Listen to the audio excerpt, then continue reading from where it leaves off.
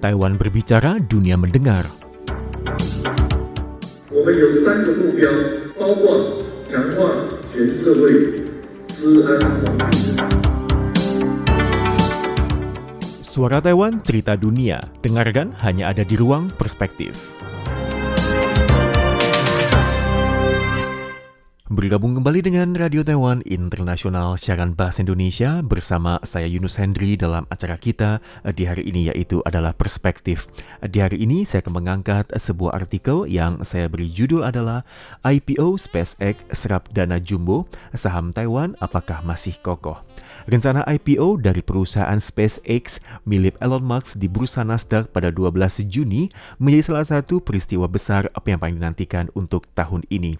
Dengan target valuasi antara 1,75 triliun US dollar hingga 2 triliun US dollar dan juga perolehan dana yang diprediksi akan mencapai 75 miliar US dollar hingga 86 miliar US dollar, IPO ini disebut-sebut sebagai yang terbesar sepanjang sejarah pasar modal. Pertanyaannya yang kini mengemuka di kalangan investor, apakah gelombang dana besar yang tersedot ke SpaceX akan menggerus momentum saham-saham AI di bursa saham Taiwan yang sepanjang tahun ini telah melesat hingga 60%. SpaceX yang berdiri semenjak tahun 2002 membagi bisnisnya ke dalam 3 segmen utama, yaitu luar angkasa, komunikasi satelit melalui Starlink, dan juga kecerdasan buatan maupun AI.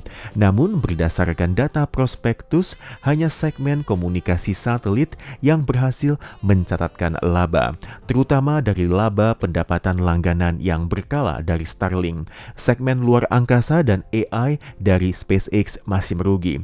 Kedepannya, SpaceX berambisi merambah koneksi langsung ponsel ke satelit dan juga masih ada komputasi AI berbasis luar angkasa hingga energi luar angkasa. Yang mana ini adalah skenario yang selama ini hanya ada dalam sebuah film fiksi ilmiah.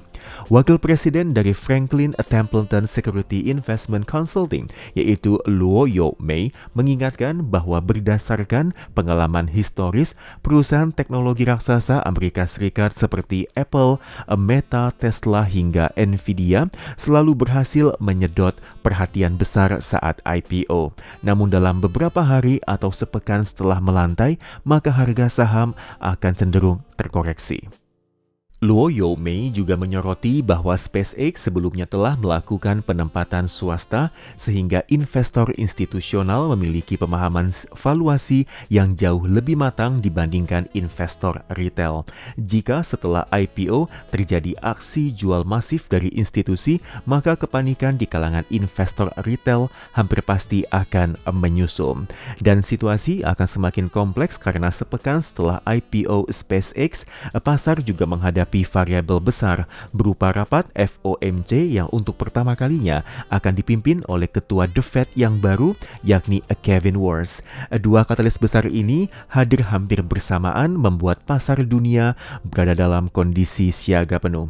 SpaceX bahkan secara belum pernah terjadi sebelumnya mengalokasikan hingga 30% kuota pemesanan untuk investor retail, yang berarti daya serapnya terhadap dana publik jauh lebih besar dari IPO besar sebelumnya. Di pihak lain, Wakil Presiden senior dari Nomura Asset Management di Taiwan, yaitu Chang Chi-wen, memiliki pandangan yang lebih optimis. Ia menilai bahwa efek penyingkiran dana dari IPO SpaceX lebih mungkin berdampak pada saham-saham dari kelompok 7 raksasa teknologi Amerika Serikat, bukan pada rantai pasokan di Taiwan. Dan sebaliknya, jika kinerja operasional SpaceX pasca IPO terbukti solid, maka hal itu justru akan menguntungkan perusahaan-perusahaan rantai pasokan di Taiwan.